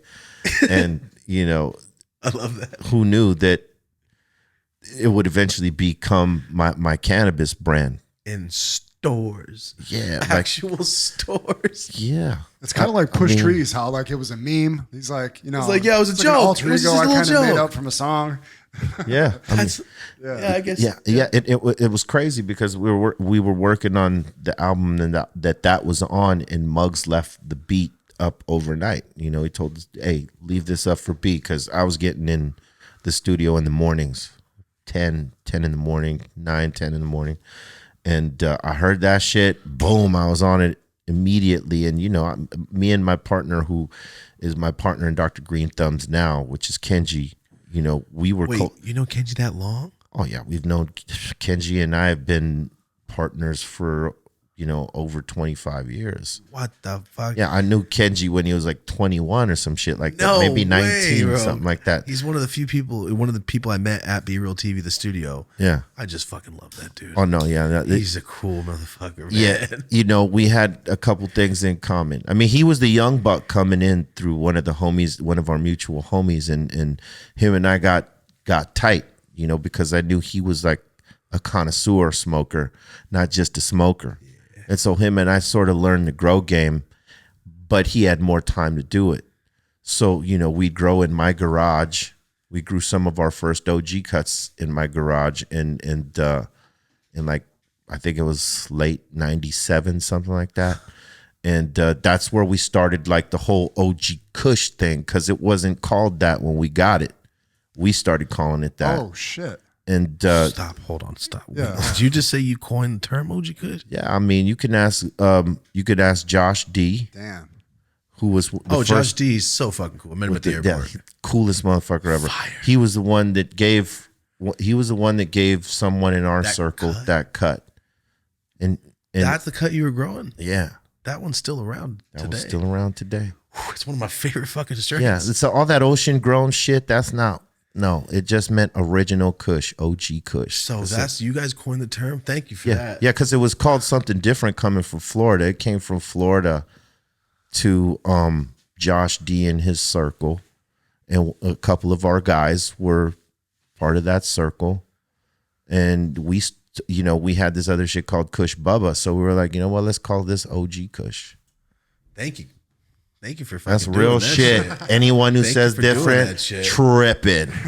Damn, dude. Put me on a fucking lie detector. I'll show you. Dude, that shit goddamn helped it. me pay my rent for fucking years. As a Didn't kid, it? Hey, man, that shit used to go for truly eight racks a pack. That was 2004-ish. Yeah, Yeah, crazy, 8 right? racks. I remember that. Then everybody started growing it, and it had to come Purples down. came out. Yeah. And then they were like, these are 85. I'm like, oh, well, the OGs aren't as good? Is that what you're telling me? Shit, the OGs were better. They were always better. It was just the color that made people go, Oh yeah, $20 for a gram? Yeah, it's all good. yeah. Like if someone in that time at the height, well, or the beginning of the height of that weed, of that OG Kush, if someone said they wanted the purple over that, they didn't know what the fuck they were doing. They weren't a real smoker. They weren't real smokers. They were going by the look of that. This is purple. It must be better. It must be stronger. But they weren't really trusting the nose. You know what I mean? And really looking at those silver fucking trichomes popping off that shit, and then the gas in comparison to whatever that purple shit was. Yes, it was purple. It's good. Then it's cool. Yeah. It's got kind of a funky smell, but it wasn't what this shit was. That's one of the shit that burned my nose. Oh man, yeah, we were snobs with that shit for a long time, man. If someone was bringing anything other than OG, we're like, fuck out of here with that, man. Here, wait, no, we're gonna smoke our shit. So you guys basically coined OG Kush with Kenji. You started growing in your spot before Dr. Greenthumb was everything. Oh, and you yeah. threw your own birthday party for your character. Yeah, like What a story. so. That's amazing. I wrote Dr. Greenthumb as a tribute to our squad that was like, you know, learning the grow game at that time, which was him and one of our other homeboys named Cap and Capper. Oh, okay. We call him Cap for short. And a few other dudes, you know, and you know, so it was like a tribute song to the squad. And I was growing too. I'd be growing in my backyard. I'd grow like fucking sometimes in the realm of 50 to 80 plants back there. I don't know how. Backyard. I don't know how no one ratted me out or I didn't get caught, because you could smell that shit down the block. 80 plants in a neighborhood? In my Everybody backyard. respected the shit out of that neighborhood. Oh, then. they did, man. Because- Adam Carolla lived down the street. I didn't even know he was down there. You know, he told me about a year later when I went to do Love Live. He goes, "Hey, be real. Check this out. I think I live down the street from you. I could smell your house." It's a good Corolla. I try. Marty actually works with Adam Carolla. Yeah, he's That's a good guy. hilarious. That's Yeah, funny. and you know, I went to the man house. Oh, is what shit. they call it. He gave me a tour of the man house. And yeah, that was the block that I reference in the song Dr. Greenthumb, where I said 20 plants stinking up the whole neighborhood. It was influenced by when we were growing in that particular house that I was living in, living down the street from Adam Carolla's man crib. Bro, I fucking love that you just broke that down. First time I ever heard Cypress Hill, I was 4. And I just remember, like, what does he mean I want to get high? I was on Pacheco Pass. Oh, shit. I was in the back seat in a car seat. And my mom and dad are listening to it. I go, what is it? My dad is in the seat. And I'm like, he loves this. What is this? What do you mean you want to get high? My mom goes, you know how we're going over the bumps, you're getting high and go low? I mean, yeah, I like this. Yeah. It's the first thing I ever heard. My mom's a huge Cypress Hill fan. So I've been to shows. I think I was 17. I went with her to the 420 shows you used to do in Frisco. Yeah. Still got the poster. Some big of the green first poster. 420 shows, period. Were they? Yeah, no one was doing 420 shows when we started. Oh, in general. In general, yeah, Oh, yeah, shit. yeah. We did them in San Francisco because we figured, you know, in San Francisco they're sort of a little bit more attuned into the politics of And cannabis. more lenient on smoking. Yes, and a little bit more lenient for sure. We've always had a deep connection with, you know, the Bay. But we knew in terms of the politics of cannabis and acceptance that they were a little bit more open. So when we decided to do shows on this date now that had been dubbed a cannabis date of 420, we were doing it when there was no shows. Like no shows. Yeah, people might have celebrated here or there, low key, you know. Well, you're right. That was the first 420 thing I did. Yeah, and you know, we started doing those shows in San Francisco, like on a yearly basis. It became an annual thing. And we stopped doing it the year that Wiz Khalifa came into the market, because now he was doing his shit in an arena. And we're like, you know what? We don't want to split the market. We don't want people to choose from us to him. We're going to bail out of here, and we're going to take our shit to Denver. Nobody was rocking 420 shows in Denver yet. So we were sort of the first jumping on that date and creating events from it. And the Bay Area was the first one. We were doing them at the Fillmore and at it was the Fillmore one I went to. Yeah. And at the Warfield, there's that spot, and then there was another spot that we did it at. But mostly we did it at the Fillmore. And we would take mushrooms before we went on stage and just totally trip balls. No shit. Do the 420 show. You guys did well, man. You held it together. Right? Yeah, you held it together for sure. We had our shit together. I've been there. I did 2 of those, and I couldn't be like, yo, those guys are fucked up. Those were some of the best shows. I remember we did 2 420 shows in one day. Obviously we did the show at 4:20 p.m. I would do a night one. Yeah, and then we cleared the floor and brought in a whole new audience. Sold it out twice in one shot. And man, I gotta tell you, that shit was hard because we played an hour and 30 minutes both sets. We didn't shortchange nothing. We played the hour 30, boom, let the new crowd in, played the hour 30. And mushrooms. Yeah, we were totally flying, bro. I don't think, maybe the first show we didn't do mushrooms, it was for the nighttime show we did them. Like the first half we were just weeded up. But the second show, I think it was our boy Trace and Franny, DJ Fran DeLebe on Instagram. From Vegas. Yeah. I actually got his lighter, I think, on that table over there. Yeah, that's the homie. I've known him for like 20 some odd years. And him and his boy Trace, they used to do radio together, and we met them because we were doing radio on the same station as them in the Bay, and that's how we met them. So when we'd come to town for the 420 shows, they'd bring huge bags of fucking bomb ass weed, but they would also bring like ounce bags of mushrooms. And so they showed up for the second show, boom, popped them. Off we go. It was awesome. Damn. Some people get stage fright.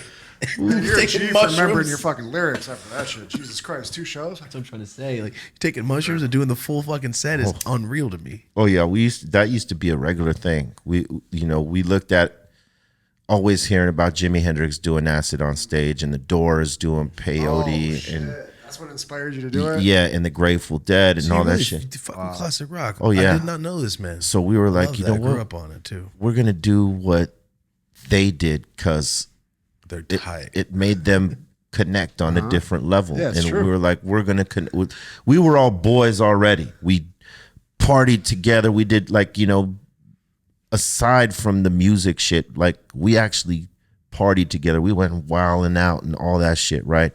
So we felt like a lot of our idols, in music went up there, and as a unit, collectively, they did certain things to have an experience together.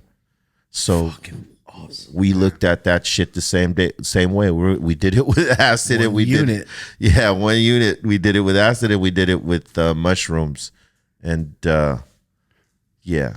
it was interesting. So how long was it from when they rescued you off that fucking block to when you're rocking these arenas and shit? Like, how long did that take? Probably about five years. And you got the Sony deal how long after that? Yeah, it was probably about 5 years, yeah. Oh, so you guys because we started working on the first demos, and we got turned down by several labels that didn't get it. Were you pitching them? We weren't pitching them. I wasn't. Fuck no. I didn't even talk in these meetings. You know what I mean? Because I didn't know shit. I was learning how to write the songs, let alone, this was my first time in any meetings talking about music, and like them asking us, what is your music about? What does it stand for? Gotcha. All this shit. And when you don't know that and you don't have the answers, they're looking at you like, you're going to take a lot of work. next. You know what I'm saying? Yeah. And so you got to sort of, if you're going to meet with majors on the first run, you got to have a vision of what your shit is back then anyway. So we were lucky enough to have interest from Joe the Butcher, who was in Philly, which was Rough House. They were distributed by Sony, a major. They knew Muggs from 783. So homeboy knew Muggs' potential. And he heard that Muggs was working on some new shit, which was our shit. So he wanted to hear it. And immediately he was like, I fucks with this. You know, how can we sign this? And at first we were, you know, talking to some other folks, you know, our homeboy Funkin' Klein, rest in peace, who was at a record label called Hollywood Basic. They wanted to sign us too, but they were indecisive. They kept asking for demo after demo. We had given them like a half an album of demos, and they were still like trying to like, well, fuck, or, you know, is this it? I mean, do they have the songs? Whereas Joe and his group, Chris Swartz and all those guys, they were like, we want him. Fuck all that. We heard enough from 3 songs. We want him. Were they already a legendary label at that point? No. So Fuji's, all that, not yet? We started. Kicked it off. Let's go. We kicked it off. And then Criss Cross and then the Fugees. I believe that's how it went. And so Sendog was like, you know what? Fuck that. We're signing with Joe. We've made too many demos for these motherfuckers. If we're going to just keep making demos, I'm going to go back and work at Kodak slanging boxes. Damn. And so me and Muggs were like, well, I guess it's fucking Rough House. Let's go. And, you know, again, Muggs already had a relationship with Joe, so it made it easy, you know. And we went to work from there. And that was like at the 3-year mark of us working on the first demos into now creating what was the new shit. And so the next 2 years were us, you know, redoing some of those songs and doing a couple of new ones and sort of honing the shit in, and then eventually up to the point where we release. 2 years. Yeah.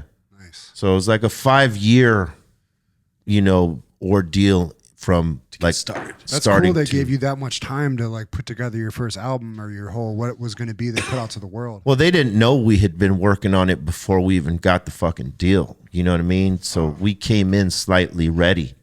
It was just more fine tuning than anything. Yeah. But once we got the deal, we said, fuck it, we're just going to make some new songs too. Was it the songs that ended up blowing up? Did you already have those, or did those come about because of the stuff they brought to the table? They always let us be creative. We did all our own shit. You know, they just gave us the money to be in the studio longer. Gotcha. And the support and the resources to That's fucking awesome. making this album an easier process than what it was to make the demos for it. So in my mind, all the record deals in the 90s were fucking evil and they were just screwing you over. Well, they fucked a lot of us over. I mean, you know, we didn't have the best deal, but we didn't have the worst deal either. You know, the thing is that when your lawyers, when they're of the mindset that this genre might not last, you might not get the best deal. They're gonna fucking be like, well, take what you can right now because we don't know how long. And when you got a fuckhead like that, he's not really looking out for you. It's not very motivating either. Yeah, so you might be stuck in a fucked up deal, or, you know, it could be a number of things. And so fortunately, we were, you know, smart enough to be paying attention to people that had, you know, been doing this, that we were connected to, that, you know, we saw the do's and don'ts. Mm-hmm. And the power of good representation as opposed to shitty representation. So we were always constantly looking out for these things. We learned by example from others that, you know. So you weren't going in blind. Yeah, so we weren't going in blind because we would see like how our boys over here were either doing it right or mishandling their shit by not being on their shit and choosing up with the wrong people, not guiding them through this thing properly. Yeah. I have a question I ask athlete, actor, doesn't matter. It's anybody that has, you know, a career as, I don't know, how would you say that? I guess you would say that. All right. I was trying to find a better word, but I couldn't. Thank you. A household name? Household name. Anybody that's done that. Do you have that moment? I always say it. I always say that. Oh shit, this is real moment. Do you have that? Because I know if you're 4 or 5 years ago selling fucking rocks to people, and then now you're like, oh, I'm at Sony. Shut the fuck up. I feel weird. Yeah. And then you're like, oh, we got signed. What the fuck? Was there a moment in all of this, or maybe it's your first show, or maybe your first TV appearance? Is there a moment where you were by yourself, you're in your room, and you go, fucking shit? You know, I think it was more so that when we got asked to do like something like Saturday Night Live. You know what I mean? Like, because other than that, that's what I mean. I was sort of just living it and not really thinking about, oh shit, I was just taking it as it came. For sure. As opposed to absorbing it, letting it all, And once you see it, yeah, like your name on a marquee or something, like, was that the moment? Like, holy shit, that's our name. Yeah, we were just so busy doing it than recognizing it, right? But there was it. So I should say there's two, right? There's that moment when they asked us to do Saturday Night Live because it's an iconic show. We grew up to it, and we know that a lot of legendary motherfuckers touched that stage. Much like when we did the Whiskey, that was a place that we absolutely needed to play because Whiskey Go-Go place? The Whiskey Go-Go, yeah. That was a place we needed to play for our state of mind, like in being a real group that with the mindset of being around for a long time, longevity and making music and being in the setting that our idols were. Yeah. Right? We had to do that shit. And so things like that, those things you'll always remember and hold true. But like that was like what SNL was, right? Like getting asked to do that. You're now in this elite club. Yep. Wow. And it's forever. Right? So it was that. And getting banned from that was even better because that from SNL? Yes. What do you mean you got banned from SNL? What happened? Well, because Muggs blazed up a joint on stage. Yeah. Oh shit! How do you? I'm surprised you don't know this. I didn't know that. Yeah. I never saw that. He said they told us we can't smoke our weed, but you know what? We ain't going out like that. And he fucking lights the joint. Shit. And boom. Awesome. Cut the commercial. No, they didn't cut it. They kept it playing and they ran it in syndication. They still do. And as soon as the camera's off, like, you guys can't fucking come back. Well, no, it was after. Oh, okay. It was, well, shit. This is how after it was. There's an after party after every SNL, and they invite the artists and all the staff and the writers and some of the performers, entertainers. They go to these after parties and hang out, drink, whatever. And we were back there hanging out, smoking and drinking with them like nothing. And so we assumed everybody had a great time. And then we got the note the very next day. Well, NBC has banned you from blah, blah, blah, from Saturday Night Live, this and that and the other. And, we were like, cool. Fuck it. Because it's who we are. We didn't get mad about it. It was like, we had the intention of this, you know what I mean? We knew what was at stake because that wasn't something Muggs did without anyone knowing. We knew he was going to do that. Now, where he did it was misplaced, but we knew that this was the ultimate goal. Was we were going to blaze up on TV that day, one way or another. It was supposed to be at the end. He did it at the beginning? Yeah, he did it at the beginning. We were going to we were going to do like play the song like normal, and towards the end, the very end chorus of the song, we were going to start disconnecting our turntables and everything and just start smashing the set.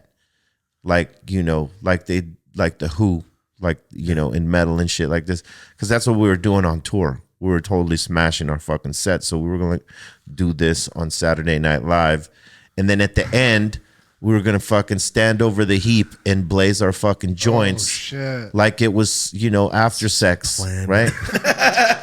But it didn't go like that because Muggs fucking lit the joint first.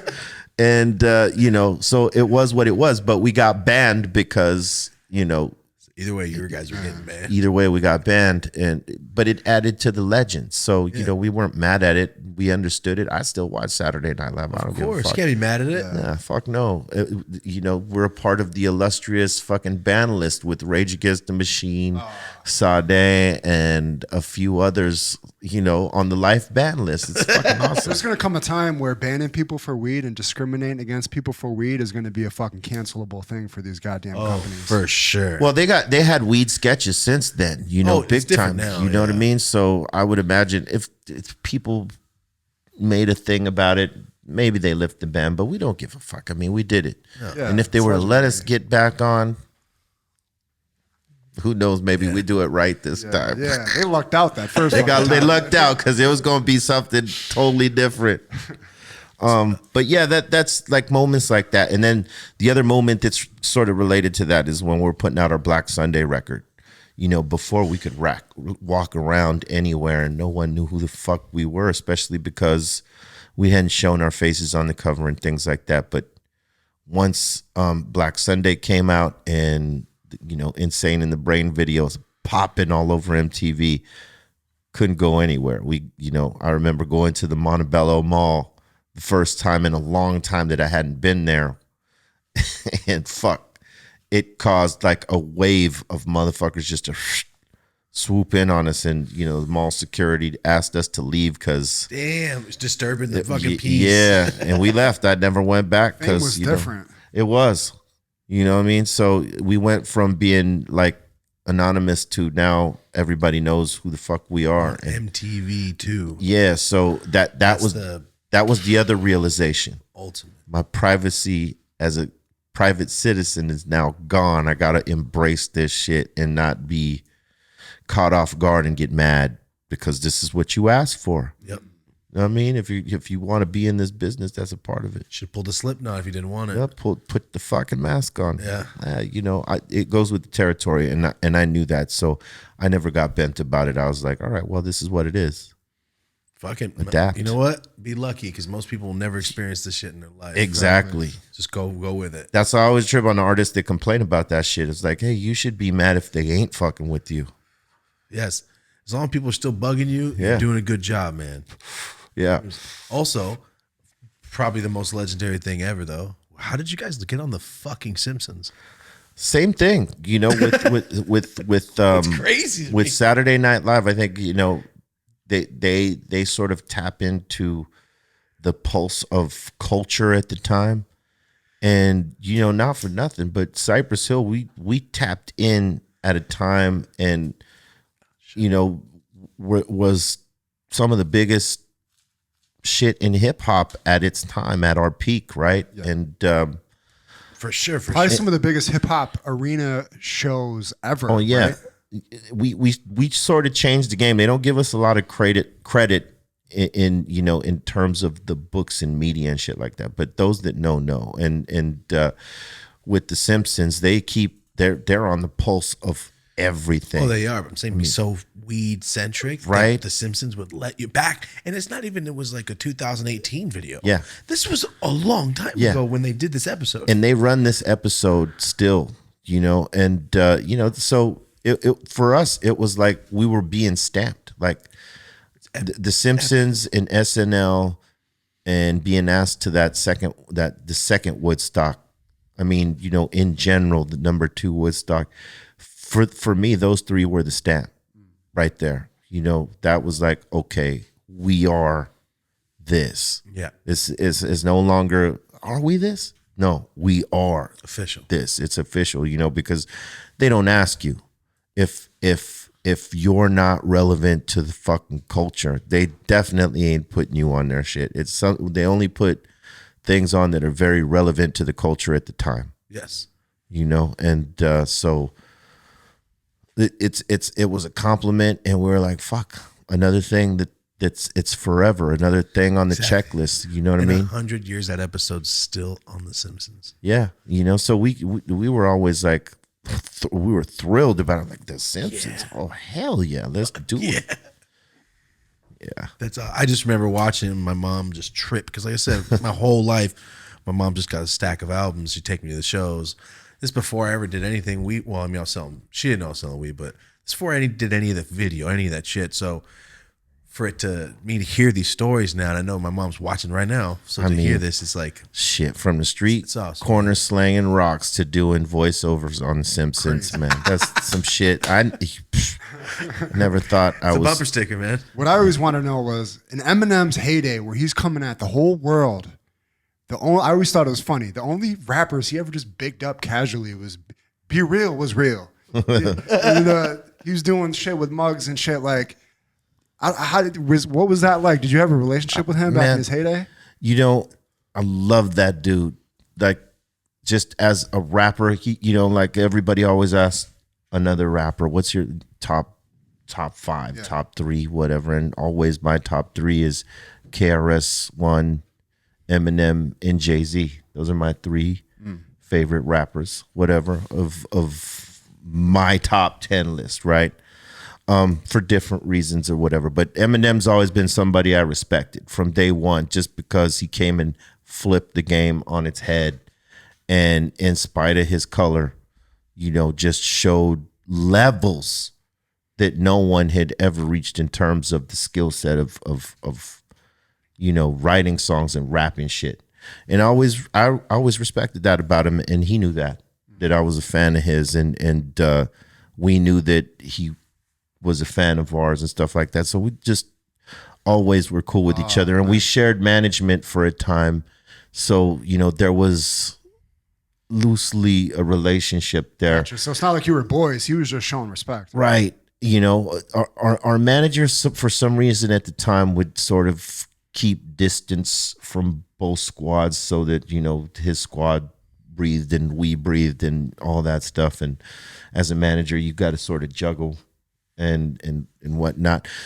But for the most part, the interactions that we did have with them and the relationship I have with them always been cool, and it's always been mutual respect. That's because legendary. He knows I respect his get down. He's one of my favorites, and I've always been a big supporter of M and D12 and their whole fucking movement. You know what I mean? So he's always reciprocated with showing us love and in places where we did not expect, because every shout out that we ever got from my dude, I never expected it. It just came, hey, did you hear fucking Eminem just shouted you out right now? What? Mm-hmm. It was just a regular bar, just in the mix. That's my motherfucker right there. That's one of my favorite rappers. He's shouting me out. All right, my dude. And it's everything to have that kind of respect from people you fuck with. Yeah, you know what I mean? Yeah. I know we came before him and all that, but as what he's done and who he is and what he means to the game, I fucking respect the fuck out of my dude. And I would expect that he appreciates that. Like, I appreciate his love. I mean, he don't have to fucking shout me out. Mm-hmm. He's Eminem. And so, he could shout any fucking body in the world out, and, so I always he probably recognizes that same like true I don't give a fuck out on stage, like you guys share that. Yeah, I mean, we toured with M and 50 in exhibit in Europe on this thing called the Anger Management Tour. Mm-hmm. Oh, I remember that. In Europe. So we got a chance to be on the same stages and fellowship, like that type of shit, like really, be a team together, rocking this show and making each other look good, rather than everybody just going for the head, trying to chop each other down. Yeah. Like we got the best show. We're gonna knock these. We're here for hip hop.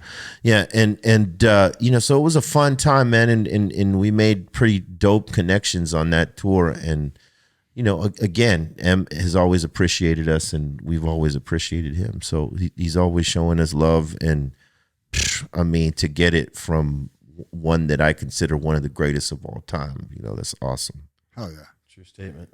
Yeah. Damn, dude. Sorry. I know what time we at, Marty? I know it's been a minute. 1:40. Okay, cool.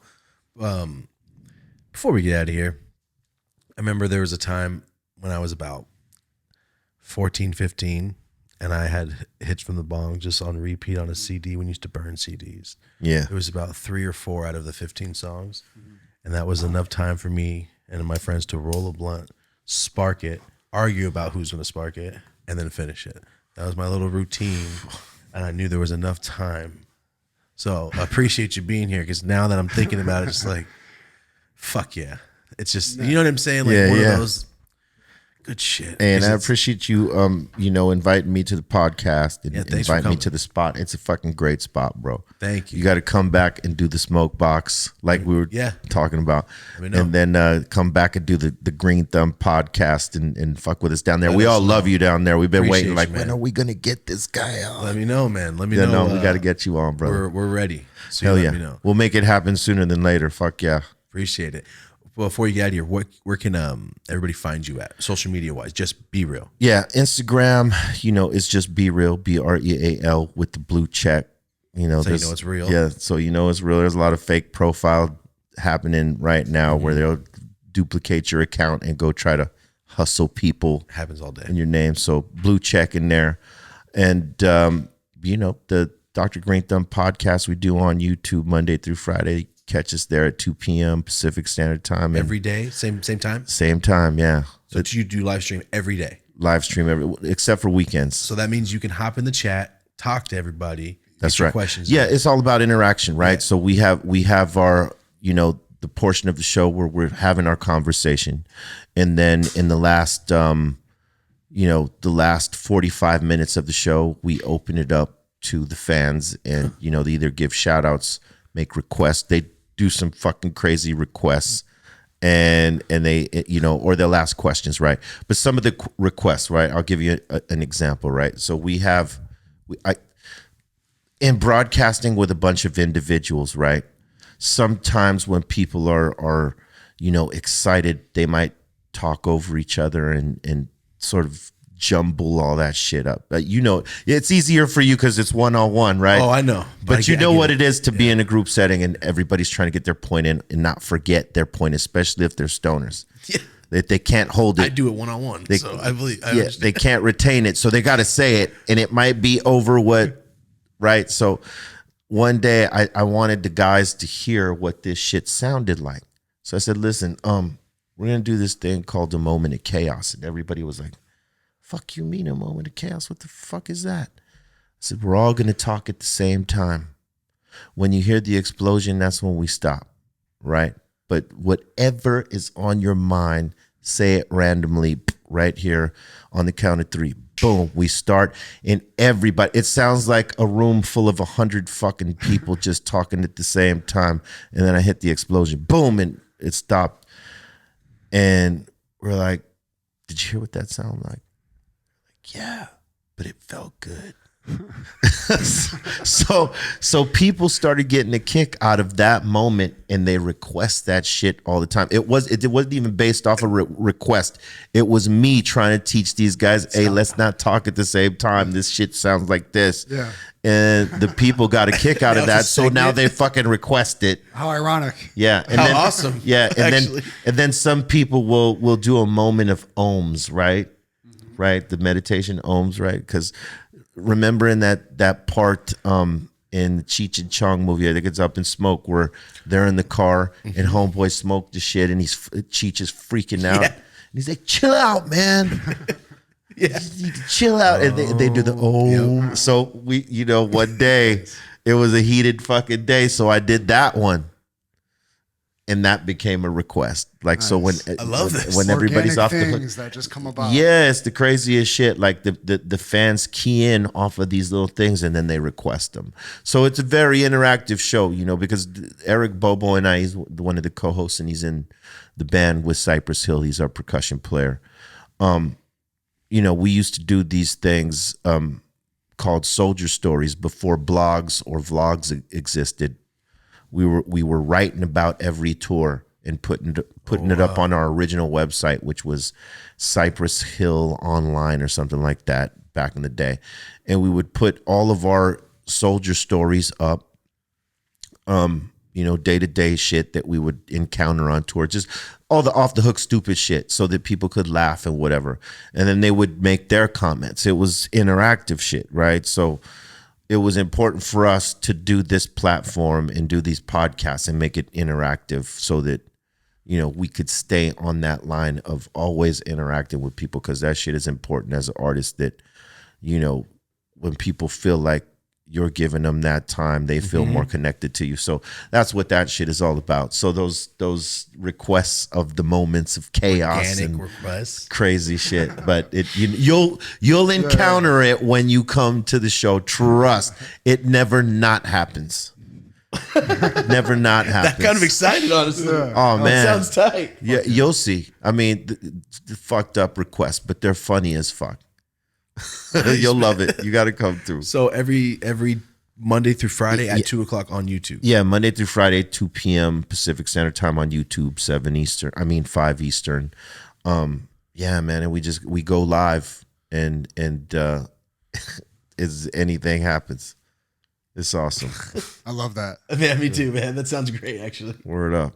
And we smoke heavy. I mean, you would love it. I've watched some. I've watched some. Yeah, Yeah, I see you guys. Every single person smoking their own shit. Oh yeah, and It's then just a cloud. and then there's days where they might ask for a request of the stunned in glass flips. You know what I mean? Where we're our boy Cali Blaze did 30 flips the other day. It was crazy.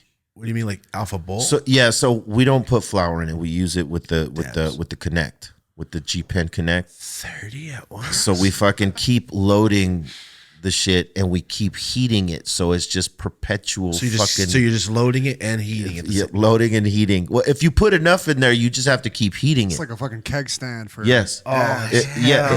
Yes. If you put enough, you just keep heating it. You don't have to reload it. That sounds intense. And Cali Blaze, he fucking put in a fuckload the other day, and he ended up doing like 35 God flips. damn.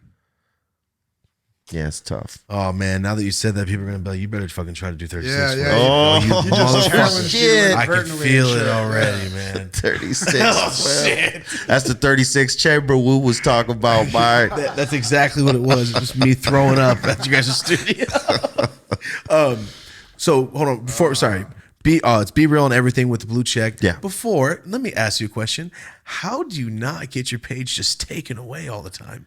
I'm on my 25th page. It's crazy you asked that, because I remember when you tagged me on that, like me and Tommy on these guys post weed. Well, these and guys blah, blah, post blah. weed. And you don't. How? What's crazy is that, my shit has been like shadow banned for a while. Like they allow some of my posts to get run. Well, they do it to you too. Yeah, they do it to me too. don't feel bad and then I recently looked in my violations, because there's two places to look for violations. And one will say that you have 0 and nothing and blah blah blah. Don't even send you a fucking notification. But then you look in this other section on your account status, right? And it'll show you if someone reported you for harassment, bullying, or a violation on if you were selling or promoting an illicit product like cannabis, right? Because obviously it's not federally legal, so it's still, Yes. so if you reposted something that was like a flyer, let's just say to one of our Dr. Greenthumb event days, and it says, well, come to this event, the grand prizes are this. And if you mention what the grand prizes are, and those grand prizes are any cannabis products, boom, violation, because you're promoting that across the board. It's not regional to where cannabis is legal. You're promoting across the board. So you're in violation. They add that as a strike on your account.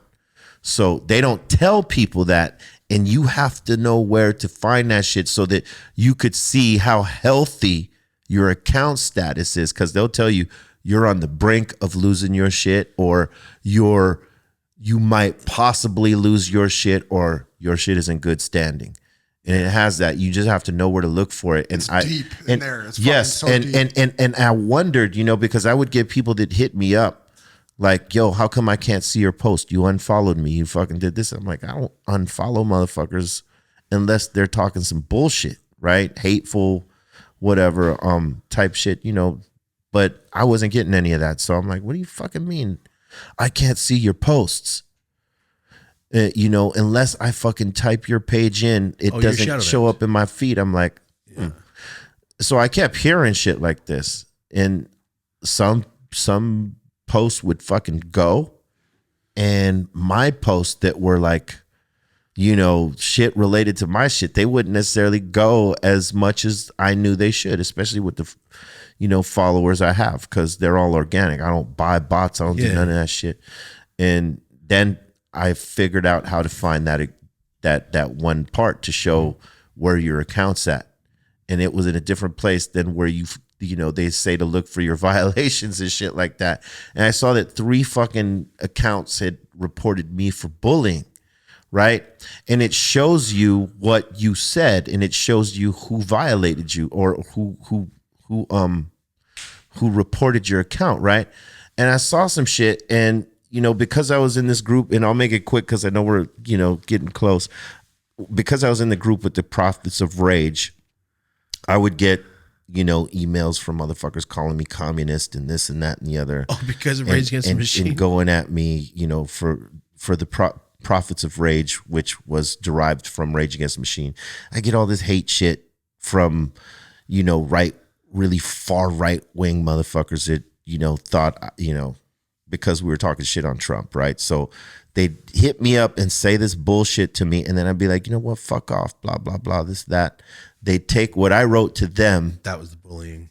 And fucking report me for bullying when they came at me first, and I'm just sort of responding. So they baited me into that shit, and I got reported for 3 of those, right?